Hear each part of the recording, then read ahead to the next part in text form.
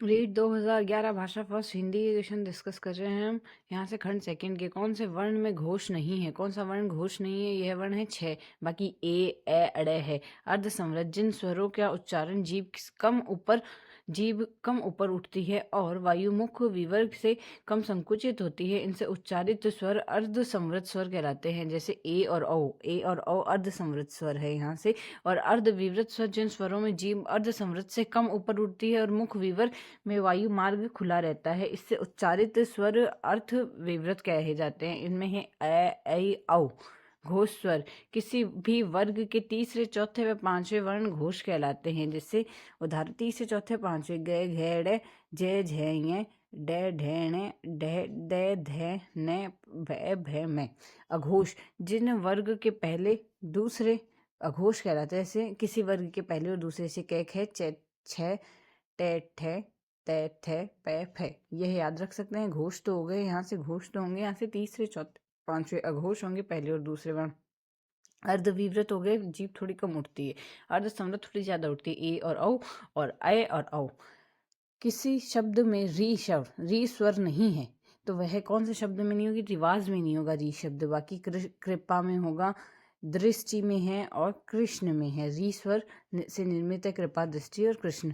किन स्वरों की ध्वनियों में अनुस्वार कहा जाता है? किन ध्वनियों को अनुस्वार कहा जाता है? ध्वनियां होगी स्वर के बाद आने वाली नासिकीय ध्वनियां अनुस्वार कहलाती है। जैसे अगर हम देखें, स्वर के बाद आने वाली नासिकीय ध्वनियां अनुस्वार कहलाती है। स्वतंत्र रूप से उच्चारित ध्वनियां अयोगवाह कहलाती है। स्वतंत्र रूप स्वर के साथ आने वाली ध्वनियां अनुनासिक कहलाती है। व्यंजक के साथ आने वाली ध्वनियां नासिक्य कहलाती है। गुण संधि है, इनमें से गुण संधि है यहाँ से सेकंड ऑप्शन भारतीय हिंदू में। बाकी सिंधुर भूमि में है, सिंधु प्लस उर्मी सिंधुर्मी हो जाएगा। जिसमें दीर्घ स्वर संधि है ए और ऊ के मिश्रण से। भारतीय हिंदू में है भारत प्लस इंदु, ए और ई के मिश्रण से गुण संधि आई है यहाँ। नारीश्वर नारी प्लस ईश्वर, यहाँ भी दीर्घ स्वर संधि आएगी ई प्लस ई से।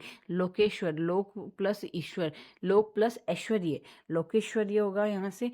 तो लोक ए और ए से आई है, यहाँ से वृद्धि संधि अय बना है। वृक्ष छाया, इसमें संधि विच्छेद होगा। वृक्ष है छाया, वृक्ष प्लस छाया, इसका संधि विच्छेद होगा। इसमें व्यंजन संधि है। समश्रु, समश्रु शब्द में तद्भव रूप होगा। समश्रु शब्द का तद्भव रूप होगा मूछ। समश्रु का तद्भव होगा मूछ। अश्रु का आंसू और स्वसुर स्वसुर होगा ससुर। स्वसुर होगा ससुर। अश्रु का आंसू और समश्रु का मूछ। और इसमें हमें बताना है विपरीत बोध कराने वाले शब्द, विपरीत अर्थ बोध कराने वाले शब्द कहलाते हैं। विपरीत अर्थ बोध कराने वाले शब्द हमारे पास कहलाएंगे यहाँ से विलोम शब्द। विलोम शब्द इसका आंसर होगा सेकंड ऑप्शन। और पर्यायवाची शब्द तो जिनका अर्थ समान हो, विलोम शब्द होते हैं। विपरीत अर्थ वाले समानार्थक या एकार्थक शब्द होते हैं। इसे एक समान प्रतीत होते हैं। एक शब्द के सूक्ष्म अर्थगत अंतर होते हैं। वर्ण में वर्ण शब्द का अर्थ नहीं होता। वर्ण शब्द का अर्थ आकाश नहीं होता। बाकी वर्ण का रंग, जाति व अक्षर होता है। आकाश का अर्थ होता है गगन। कौन सा कमल का पर्यायवाची नहीं है? कमल का पर्यायवाची कौन कौन से होंगे? एक तो जलज होगा, अंबुज होगा और पंकज होगा। जलज, अंबुज, पंकज कमल के पर्यायवाची है।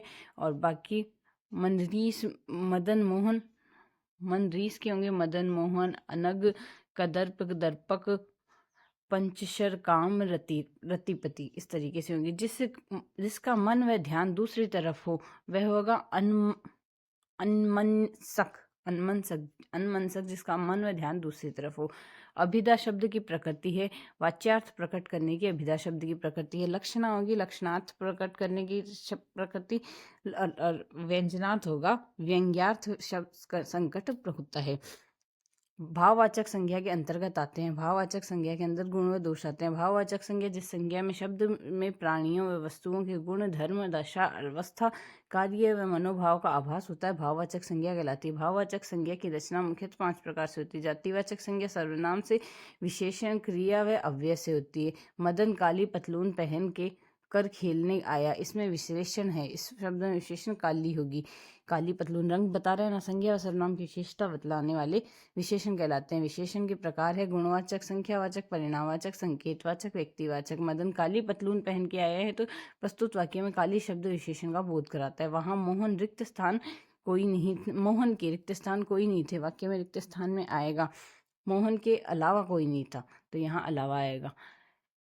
अव्यय किस हिंदी भाषा के वे शब्द जिसमें रूप व लिंग वचन और कारक से संबंधित विकार उत्पन्न नहीं होता है, अव्यय कहलाते हैं। प्रस्तुत वाक्य में रिक्त स्थान में अलावा शब्द प्रयुक्त हुआ है। हमें सफलता मिलने का प्रयास करना चाहिए।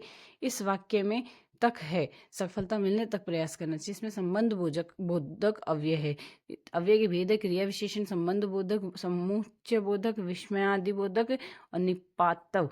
संबंध बोधक अव्यय वे अव्यय जो संज्ञा और सर्वनाम व अन्य संज्ञा या सर्वनाम के संबंध का बोध कराते हैं, संबंध बोधक अव्यय कहलाते हैं। जैसे के पास, के दूर, के लिए, की जगह, की तक इत्यादि है। स्थानवाचक संबंध बोधक अव्यय के प्रकार जैसे स्थानवाचक जैसे बीच, आगे, सामने, दिशा बोधक में आएंगे, निकट, समीप और सामने कालवाचक में आएंगे, आगे, पीछे, बाद में, उपरांत। साधनवाचक में आएंगे द्वारा, जरिए, मध्यम, माफर्त।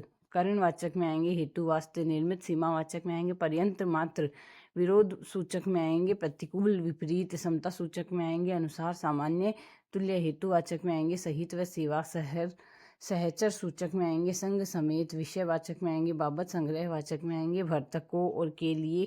किस कारण के चिन्ह है, यह संप्रदान कारक के चिन्ह। कारक का अर्थ होता है करने वाला या निष्पादक। जब संज्ञा और सर्वनाम पद संबंध वाक्य में प्रयुक्त होते हैं, में अन्य पदों व क्रिया के साथ जाना जाता है, उन्हें कारक कहते हैं। जैसे कर्ता ने, करण को, करण से, संप्रदान के लिए, अपादान से, संबंध का, के, की, रारेरी, अधिकरण में, पेपर, संबोधन, हेरे, अरे। उद्देश्य व विधेय किसके अंग है, उद्देश्य व विधेय वाक्य के अंग है। वाक्य का अर्थ को पूर्ण रूप से स्पष्ट करने के लिए शब्द समूह को वाक्य कहते हैं।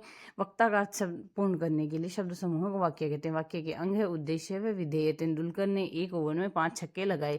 इस वाक्य का उद्देश्य है तेंदुलकर, उद्देश्य तेंदुलकर है कि वाक्य में कर्ता ही उद्देश्य होता है। विधेय कर्ता के संबंध में वाक्य में जो कुछ कहा गया है विधेय कहलाता है। प्रस्तुत वाक्य में तेंदुलकर तथा विधेय, उद्देश्य तेंदुलकर है और विधेय ओवर में 5 छक्के लगाना है।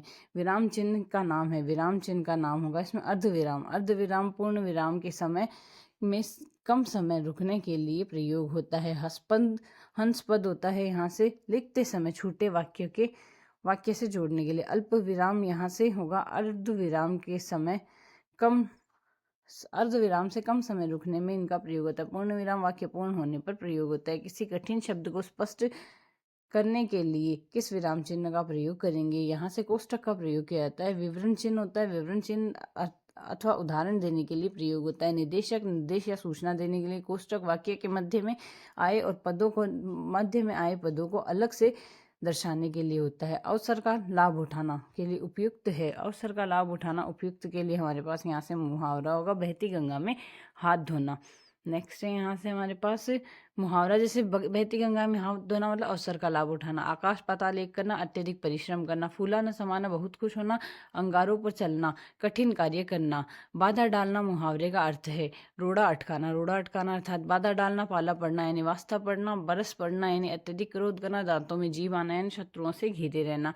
अपना हाथ जगन्नाथ का अर्थ होगा यहाँ से अपने हाथ से काम करना ही उपयुक्त है। अपने हाथ से काम करना उपयुक्त है। मैं तुम सबको खूब समझता हूँ। तुम सब एक जैसे हो के लिए उपयुक्त होगा। एक ही थैली के चट्टे बट्टे। चोर चोर मौसेरे भाई यानी एक जैसे लोगों की संगत। एक ही थाली के चट्टे बट्टे यानी समान प्रवृत्ति होना। जैसे नागनाथ वैसे सांपनाथ, दुष्टता में दोनों समान होना। अधिसूचना का प्रकाशन कहाँ होता है, राजपट या गजट में। अधिसूचना किसी भी सरकारी राजपत्रित अधिकारी की नियुक्ति, पदोन्नति, अवकाश प्राप्ति, त्यागपत्र व सरकारी नियमों, आदेशों व आज्ञाओं की राज्य सरकार द्वारा की गई घोषणाओं को अधिसूचना कहते हैं। अधिसूचना किसी व्यक्ति विशेष से संबंधित भी हो सकती है, किंतु इसका संबंध सामान्य जनता से होता है, इसलिए इसे राजकीय पत्र में अनिवार्यता में प्रकाशित करते हैं। आवश्यक सूचना पर अधिसूचना समाचार पत्रों में प्रकाशित की जाती है। अधिसूचना किसी अधिनियम के अंतर्गत जारी की जाती है व अन्य पुरुष शैली में लिखी जाती है। निविदा सूचना का उद्देश्य है। निविदा सूचना का उद्देश्य सामान की आपूर्ति करवाना, सामान की नीलामी करना, निर्माण का कार्य करवाना। निविदा सूचना सरकारी व गैर सरकारी प्रतिष्ठानों द्वारा अपने किसी निर्माण को संपन्न कराने, सामान की आपूर्ति करने आदि के लिए उक्त कार्य करने के लिए व्यक्तियों की सूचनार्थ समाचार पत्रों में आदि का आमंत्रण प्रकाशित किया जाता है, उसे निविदा कहते हैं। निविदा पत्र का शुल्क धरोहर राशि व प्रचार के मानदंड के समय समय पर सरकार द्वारा दिया जाता है। किसी कार्यालय द्वारा एक साथ अनेक प्रेषितियां को भेजे जाने वाला शासकीय पत्र है। ज्ञापन का आदेश कहा जाता है। यह कहलाता है परिपत्र। जब एक ही सूचना, आदेश, निर्देश या संदेश कोई व्यक्ति अर्थात कार्यालयों में भेजना हो तो इस परिस्थिति में किया जाने वाला पत्र गस्ती पत्र या परिपत्र कहलाता है। परिपत्र में एक सरकारी पत्र के सभी लक्षण होते हैं। परिपत्र की सभी प्रतियों पर अधिकारी हस्ताक्षर नहीं होते, केवल कार्यालय प्रति पर होते हैं। यहाँ से हमें पैराग्राफ दिया गया, इसके बाद आंसर देने हैं। इस गद्यांश का शीर्षक है। यहाँ से कुसंगत में ज्वर सबसे भयानक होता है, यह सब बताया गया है। तो यहाँ से संगति इसका शीर्षक होगा। कुसंग का अर्थ है, कुसंग का अर्थ है बुरी संगत से है। यहाँ से इस गद्यांश में केंद्रीय भाव है। केंद्रीय भाव संगति का महत्व बताया गया है इसमें गद्यांश में।